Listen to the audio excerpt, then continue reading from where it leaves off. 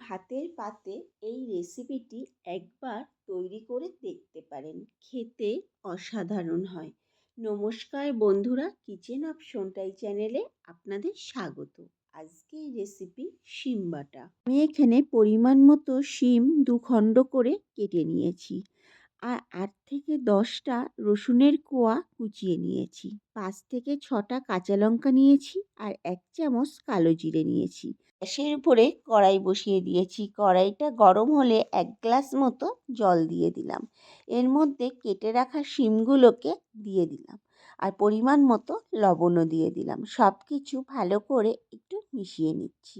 এখন কড়াইটাকে 5 মিনিটের জন্য ঢেকে দিলাম। 5 মিনিট পর ফিরে আসলাম। যখন এরকম ফুটে উঠবে তখন শিমটাকে অন্য পাত্রে তুলে নেব। পুরো সিদ্ধ করার কোনো দরকার নেই, একটু ভাপ দিয়ে নেব। এখানে আমি একটা মিক্সি বাটি নিয়ে নিয়েছি আর 15 মিনিট পর আপনাদের দেখাচ্ছি, কারণ শিমগুলোকে একটু ঠান্ডা করে নিয়েছিলাম। ভাপ দিয়ে রাখা শিমগুলোকে দিয়ে দিলাম মিক্সি বাটির মধ্যে আর 6টা কাঁচা লঙ্কা দিয়ে দিলাম। এখন পেস্ট করে নেব। দেখুন আমার এখানে পেস্ট করা হয়ে গেছে। গ্যাসের কড়াইতে আমি বেশ খানিকটা সর্ষের তেল দিয়ে দিয়েছি। তেলটা এখানে সর্ষের তেলই ব্যবহার করবেন। তেলটা গরম হয়ে গেলে 1 চামচ মতো কালো জিরে দিয়ে দিলাম। কালো জিরেটা কয়েক সেকেন্ড একটু ভেজে নেব।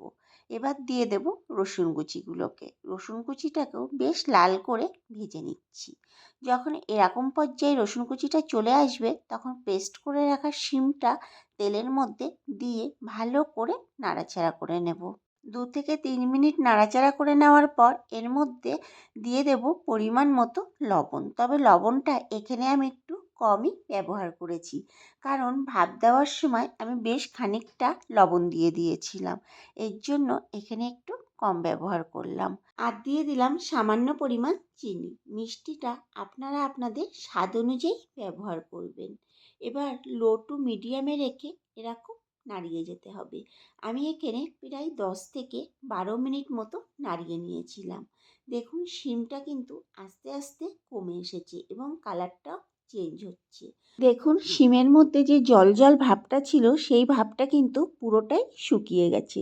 যখন এরকম পর্যায়ে আসবে এর মধ্যে বেশ খানিকটা কাঁচা সর্ষের তেল দিয়ে দেব। ভালো করে নাড়িয়ে চাড়িয়ে কড়াই থেকে এবার নামিয়ে নেব। তৈরি হয়ে গেল দারুণ স্বাদের শিম বাটার রেসিপি। গরম ভাতের সাথে একবার পরিবেশন করে দেখুন, দ্বিতীয়বার বানাতে ইচ্ছা করবে। একবার হলেও আমার রেসিপিটি ফলো করে বাড়িতে তৈরি করে দেখতে পারেন। রেসিপিটি যদি ভালো লেগে থাকে আমার চ্যানেলটিকে সাবস্ক্রাইব এবং ফেসবুক পেজ থেকে যদি দেখে থাকেন পেজটিকে ফলো করে দেওয়ার অনুরোধ রইল। দেখা হচ্ছে নতুন একটি ভিডিওতে।